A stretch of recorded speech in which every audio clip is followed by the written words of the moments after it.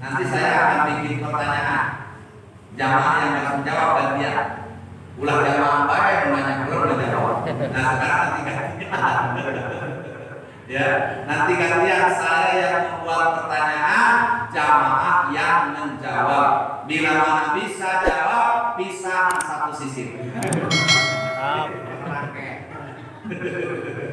Iya, ya. Nah, jadi itu diantaranya yang membatalkan wudu, berarti otomatis membatalkan tayamum. Hal ini sudah kami jelaskan dalam bab ya, penyebab hadas atau pembatal wudu. Jika seseorang tayamum lalu hadas, tentu misalnya atau kencing, ya, maka tayamumnya batal. Jadi apa-apa yang membatalkan wudu batal pula dalam tayamum. Itu yang pertama. Wasani ru'yatul ma'i, ada tambahan. Jadi sebetulnya lebih banyak daripada wudu. Kalau ini disingkat, kenapa? Karena yang pertama itu sama dengan 5, gitu. Apa-apa yang membatalkan wudu berarti otomatis terjadi batal dalam tayamum. Malah di sini ada tambahan. Apa tambahannya? Yang kedua, batal tayamum melihat air. Menurut sebagian redaksi kitab, mata menggunakan adanya air di luar waktu sholat. Contoh, Pak Rodani udah tayamum. Apa sebab dia tayamum? Karena tidak ada air. Begitu udah tayamum, sholat juga udah dikerjakan, ternyata airnya ada. Tiba-tiba waktu sholatnya masih panjang, maka Pak Rodani tadi wajib berwudu dan mengulangi sholatnya lantaran tadi tayamum memang waktu nggak ada air, sekarang udah ada air. Nah, jadi di situ harus batal tayamumnya dikarenakan airnya. Kecuali ini kita udah tayamum. Memang waktu tayamum air tidak ada. Lalu kita sholat, udah waktunya mepet, air ada, nggak usah, karena memang sudah lambat. Sedangkan kita sudah mengerjakan sholat, waktunya udah panjang, begitu. Ya, jadi melihat air batal tayamumnya. Artinya air jauh lebih afdol daripada tayamum. Tapi kalau tidak ada air, tayamum hukumnya wajib. Kira-kira bisa dipahami ya. Nah, jadi termasuk batal tayamum kalau udah tayamum muncul cairan. Misalnya tadinya mati keran, gitu. Ya, kompak mati, pedang mati, sumur kering, semuanya tidak ada. Jangankan untuk wudu, misalnya untuk minum juga sulit. Iya, kan? Air hujan kalau memang ada, yang penting dia suci dan mensucikan. Itu jumlah airnya 2 bulan belum dikokok, tidak 2 bulan tapi bersih mutlak, nggak ada masalah. Misalnya di ember disimpan rapi, nggak ada masalah. Yang penting airnya tidak berubah rasa dan warna. Itu intinya. Nah, kemudian di sini paman tayang mama lipat dilmai summa rogal mama au tawamahu qabla kullihi di sholat batal tayamum. Jika seseorang melakukan tayamum karena tidak adanya air, kemudian tiba-tiba melihat air, atau mengira tapi menduga bahwa air itu ada sebelum melakukan sholat, maka tayamumnya batal. Ini arti mengira bagaimana?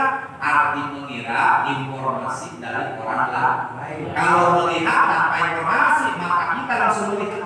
Ini ada yang mendengar tetangga, di anu air ada, di masjid air ada. Oh, ini informasi. Berarti sebelum kita melakukan sholat harus cari informasi tadi. Oh, katanya ada air, padahal kita sudah tayamum, tapi belum sholat. Ya, kalau tayamum belum sholat, tiba-tiba mau sholat ada informasi tentang air, maka batal tayamumnya. Kalau kita melanjutkan sholat hasil tayamum atas ada informasi air, berarti sholatnya tidak sah, karena tayamumnya tidak sah. Itu ya.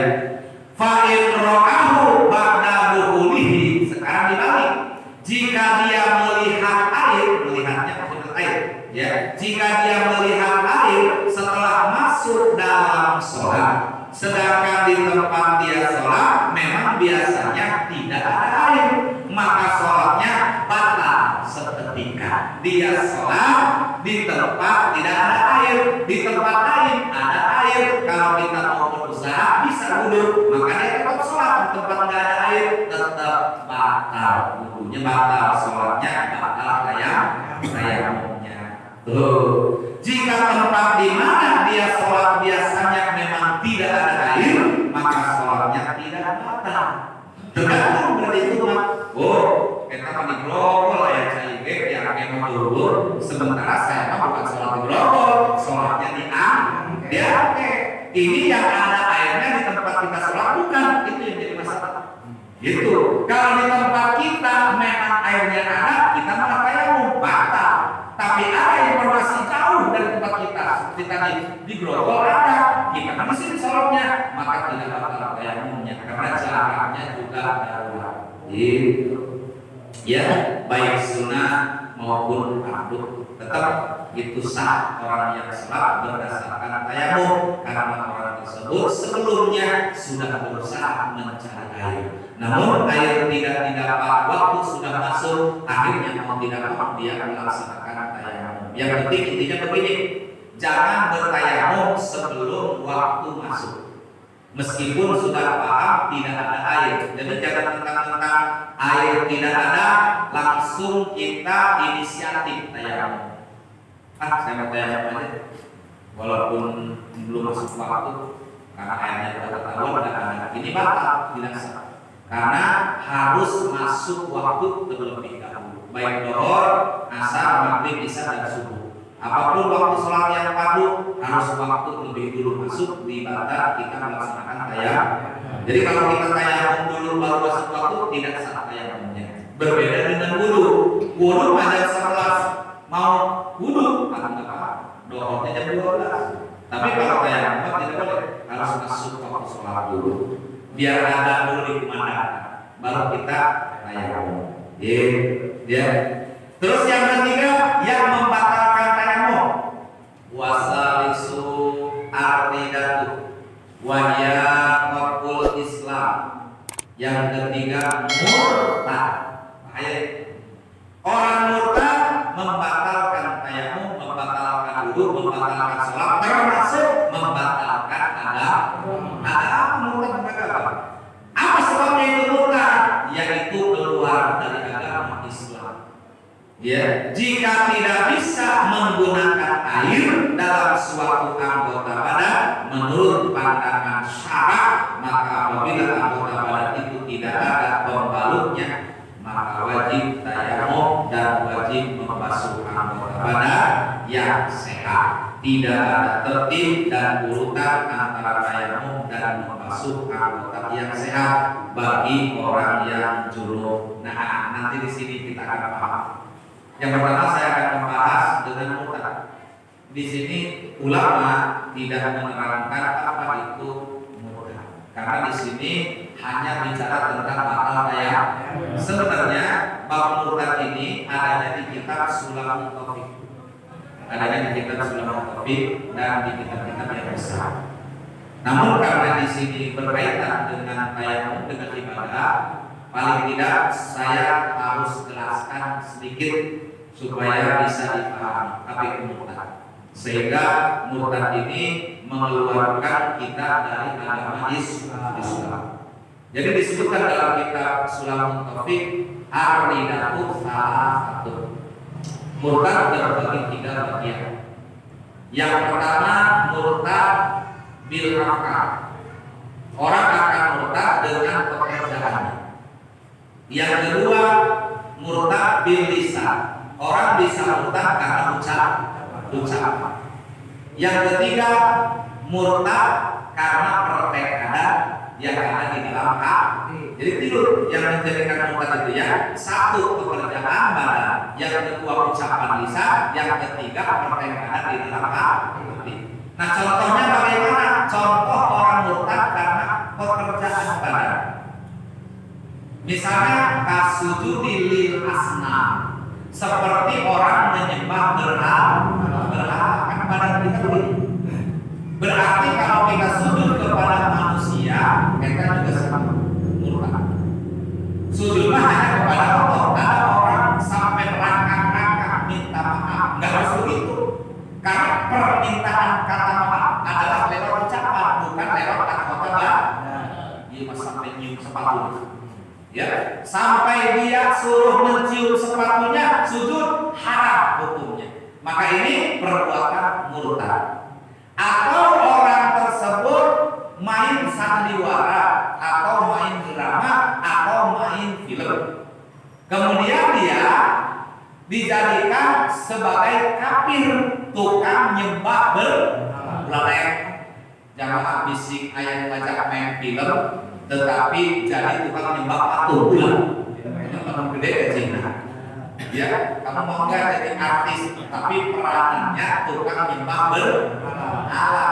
Sebab apa dalam kitab itu disebutkan? Walau bil ihtijah, sekalipun dalam bercanda, sekalipun dalam berdrama, sekalipun dalam contoh, itu nggak boleh. Nggak boleh urusan muslim dicontoh-contohkan dengan kata-kata. Tidak boleh. Ya, jadi apabila orang membungkuk kepada manusia lebih daripada rukuk, maka ini udah hukumnya murtad. Lebih tinaku. Ya, nah itu diantaranya. Kemudian yang kedua, murtad melalui ucapan. Apa yang dia katakan tentang murtad? Dia tidak mengakui salah satu rukun iman. Misalnya dengan kata-katanya dia meragukan, atau dia berkata yang bertentangan dengan qada dan qadar Allah. Misalnya musim hujan marah, gitu. Ini adalah hati-hati, banyak istighfar.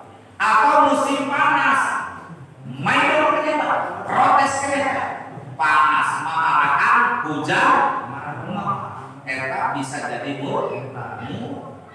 iya, makanya nggak boleh kita ngomong ngikutin orang.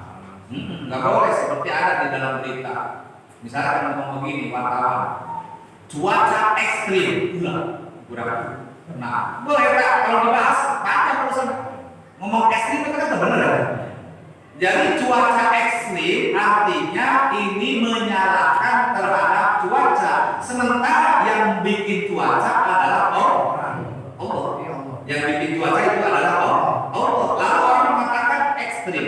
Ya, nah, oke. Misalnya musim badai, musim panas, musim hujan, angin puting beliung, termasuk gempa dan sebagainya, justru itu Allah yang membuat. Agar apa? Agar manusia la'allakum tatafakkarun, supaya manusia berpikir. Gitu.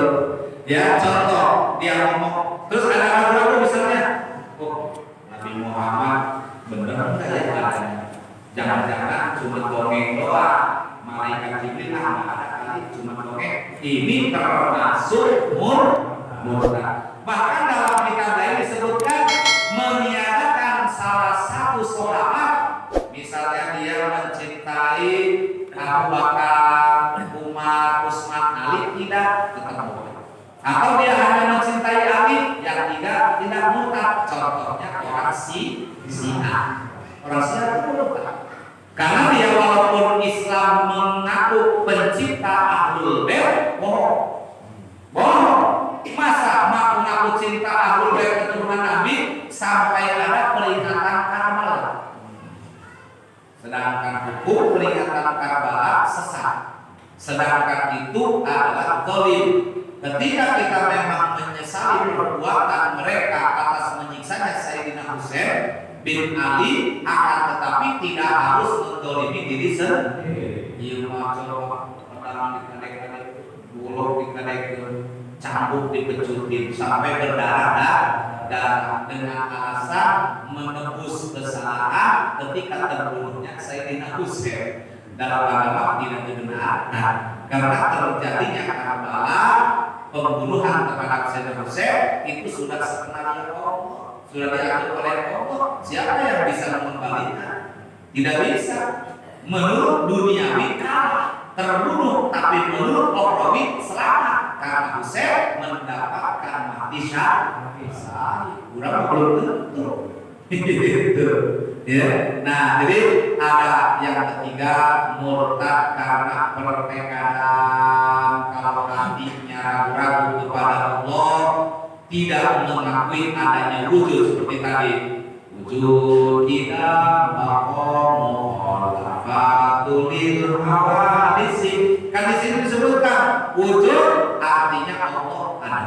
Ketika di hatinya ragu tentang wujudnya Allah, ini perpecahan yang murtad. Alhamdulillah ini pentingnya kita ngaji tauhid, pentingnya kita ngaji fikih. Kalau fikih untuk badan, kalau tauhid untuk hati. Ahli berfikih katingali mata seperti orang mandi kelihatan airnya, tayamum kelihatan tubuhnya, orang sholat kelihatan ruku sujudnya, orang puasa kelihatan lemesnya, orang ibadah haji kelihatan safarnya. Tapi urusan hati, urusan tauhid tidak ada yang bisa melihat karena itu rahasia. Maka penting kita ngaji tauhid. Seperti tadi cangkal kurang kaji. Yang selama ini kita kaji rukun iman itu ada 6 dalam kantor kakarake kurang ngaji cangkal. Karena kita belum hadir nanti dia insya Allah tabsiratul qulubin ta'ala ya yang terjemah kita akan nyambung kepada kitab tauhid ya. Untuk apa tauhid? Untuk mematangkan aqidul iman. Selama ini kan kita baru baca ya, baru baca wujud tidak maqam. Saya ingin menyampaikan isinya. Apa itu wujud? Mana dalil wujud? Apa itu kitab? Mana dalil kitab? Itu yang sekarang saya lagi ini ya garap, sedang saya garap belum selesai, menunggu tafsiratul qulubin selesai. Insya Allah tafsiratul qulubin tamat baru kita nyambung kepada makna kitab